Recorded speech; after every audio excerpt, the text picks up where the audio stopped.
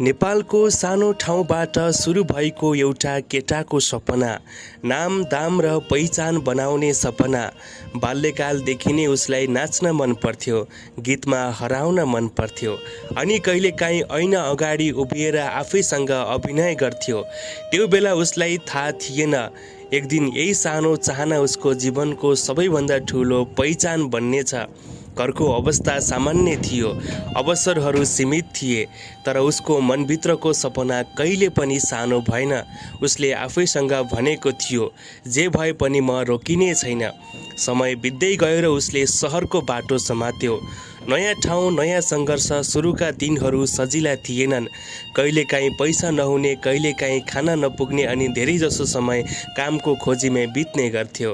तर त्यही सङ्घर्षले उसलाई आज अझ कडा बनायो।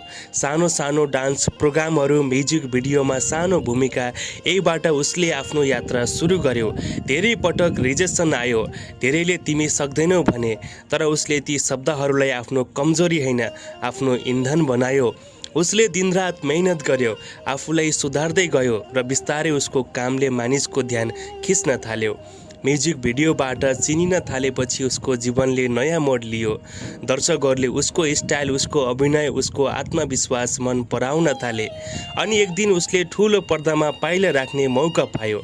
त्यो क्षण उसका लागि सपना पुरा भएको जस्तै थियो।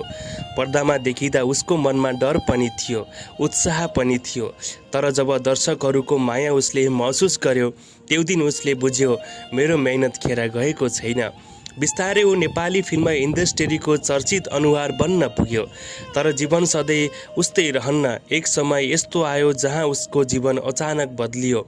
समाचारहरूमा उसको नाम आयो, सामाजिक सञ्जालमा चर्चा चुलियो, आरोपहरू लागे, आलोचना भयो। एकैछिनमा ऊ उचाइबाट तल झरे जस्तै भयो। धेरैले साथ छोडे, धेरैले सत्य नबुझी निर्णय गरे, तर त्यो समय उसको लागि सबैभन्दा गाह्रो थियो। जब संसारले तिमीलाई गलत बुझ्छ, जब तिमी आफैसँग लड्न बाध्य हुन्छौ, उसले त्यो पीडा चुपचाप सह्यो, बोल्नुभन्दा पनि बढी सहन रोज्यो, किनकि उसलाई थाहा थियो, समयभन्दा ठुलो न्यायाधीश कोही पनि हुँदैन। त्यो अँध्यारो समयमा उसले आफूलाई हराउन दिएन, बरु उसले आफूभित्र झाँक्ने मौका पायो। आफ्नो कमजोरी बुझ्ने, आफ्नो शक्ति चिन्ने। पीडाले उसलाई तोडेन, बरु झन् बलियो बनायो। समय बित्दै गयो र बिस्तारै सत्य बाहिर आउन थाल्यो। मानिसहरूको नजर फेरिन थाल्यो र फेरि एकपटक उसले उठ्ने मौका पायो। फेरि उभिँदा ऊ पहिला जस्तो थिएन। ऊ अझ परिपक्व थियो, अझ बलियो थियो। उसले देखियो, जीवनमा हार्नु गलत होइन, हारेर पनि उठ्न नसक्नु गलत हो। आज पल शाह केवल एक अभिनेता मात्र होइन, उनी सङ्घर्ष, धैर्य र पुनरागमनको प्रतीक बनेका छन्। उनले देखाएका छन् कि जीवनमा जति ठुलो आँधी आए पनि यदि मन बलियो छ भने मान्छे फेरि उभिन सक्छ।